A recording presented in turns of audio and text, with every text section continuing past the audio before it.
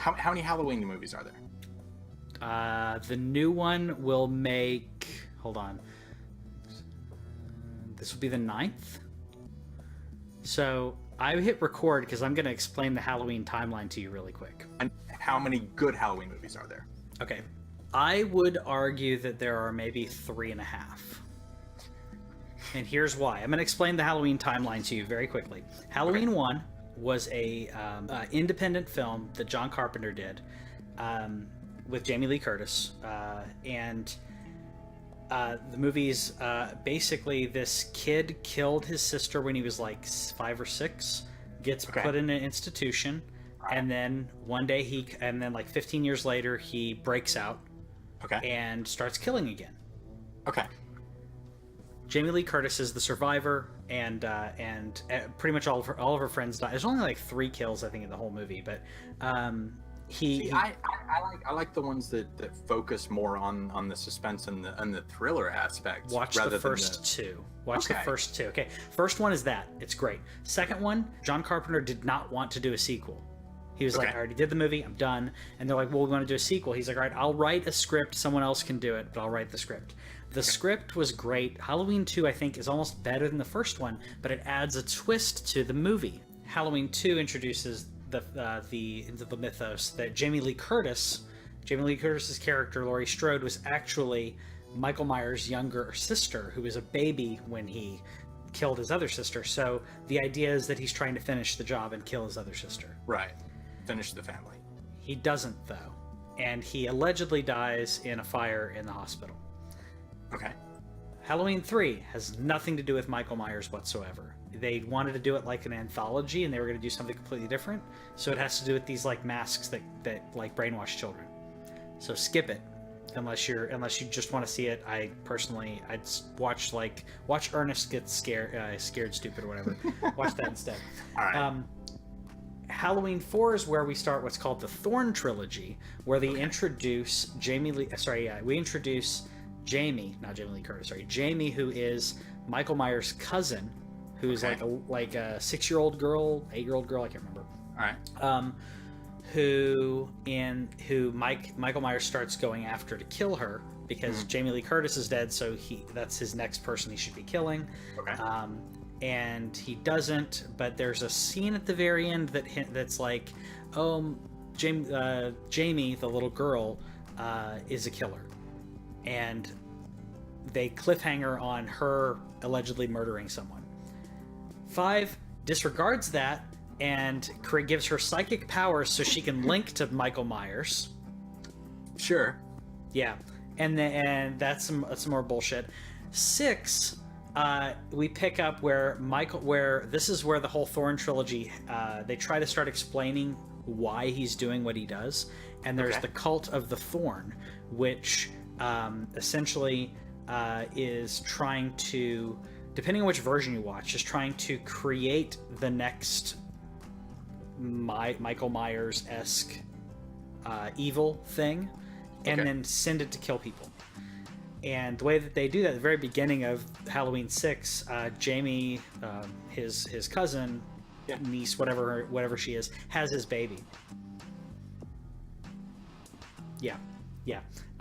She gives birth to that kid, and then it's a bunch of crap. So the only good part about that is Paul Rudd is in it, and he's awesome, and he looks exactly like he does right now. He did like Windows commercials or something like in the 90s, and he looks basically he's just one of those people. Yeah. So then after 6 we have Halloween H2O, which is 20 years later, which doesn't make any sense because H2020, right? 20 years later. And they disregard all of the Thorn trilogy, and they just go from 1 to 2. Jamie Lee Curtis comes back. This is her first time since the second one. She comes back. Michael Myers tries to kill her and her son because she has a son now. Right. He doesn't, and she chops off his head. Right. Halloween Resurrection then retcons and goes, oh, that wasn't him that had his head chopped off because Michael Myers choked an ambulance driver out and crushed his windpipe, and then put him into his mask and his coveralls and put him in the ambulance. So she actually killed the ambulance driver. Right, who looks the same and never bothered to take the mask off, and nobody knows what he looks like or something. He tries to take the mask off. I will give them this. Like, there's a part in H2O where he is pinned against a tree, like from a tree ambulance, because she's like, so they start hauling him off in an ambulance, and she's like, no, it's not over. He's not done. I've been through this. She steals the ambulance and starts driving off. Slams on her brakes when he's like about to like strangle her. She slams on her brakes. He goes through the windshield, and then she pins him to a tree. So his body's like pinned to a tree, and she's like, I'm ending this. And he's freaking out, and he's like tries to take off his mask and then reach for her, and she's like, nope, I don't believe you. Chop off your head.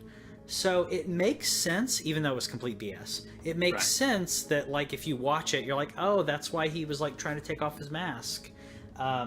So, and then Resurrection is a horrible movie that they got Busta Rhymes and some other people, and they try to do like a hidden camera kind of thing, and Michael Myers goes and just kills people.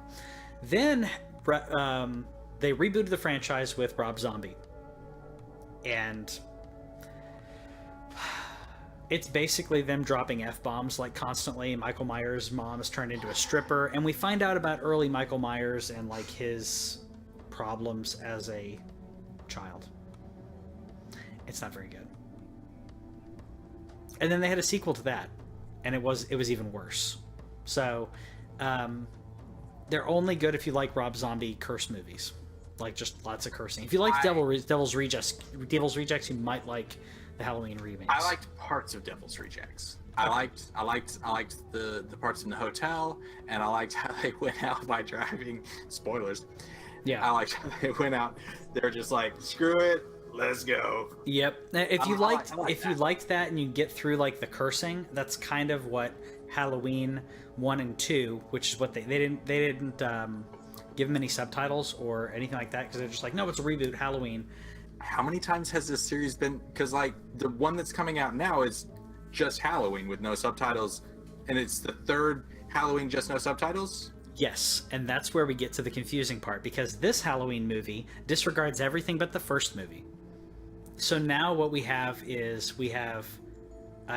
multiple timelines. If you will, we have basically 5 different timelines, and you have to choose which one you like. Because when you asked me if there are any good ones, it depends on which timeline you're talking about, because some of them have things that don't make any sense within other timelines. Okay.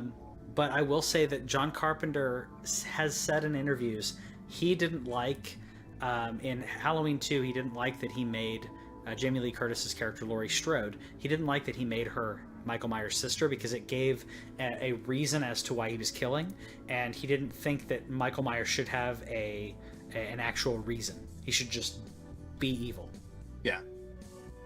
So, as opposed to like Freddy Krueger, who was trying to keep kids scared of him because it keeps him like alive in his entity-ness, whatever you call it. Yeah. And then Jason Voorhees, who's avenging his mother's death. So, Michael Myers, according to John Carpenter, who created him, shouldn't have a reason to kill him. Need a reason. No, he's just pure evil, as Dr. Loomis likes to say. But I will say, if you didn't know this already, that there's tons of homages within the first Halloween to other movies. For example, well, I guess I don't think it's really an homage, but Jamie Lee Curtis's mother is what's her name? Janet Leigh, who is in Psycho. Nice. So she was the first person to die in Psycho, and the music was supposed to. Shower Lady, or is it somebody else? Shower Lady. Nice. Shower Lady. So not only do you have that kind of homage going on, but also what was it? Sam Loomis, which is Donald Pleasance's character's name.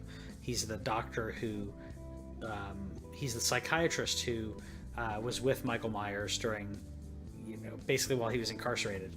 Yeah. His name is Sam Loomis, and that is the name of the man who goes after to investigate what happened to Janet Leigh's character in Psycho.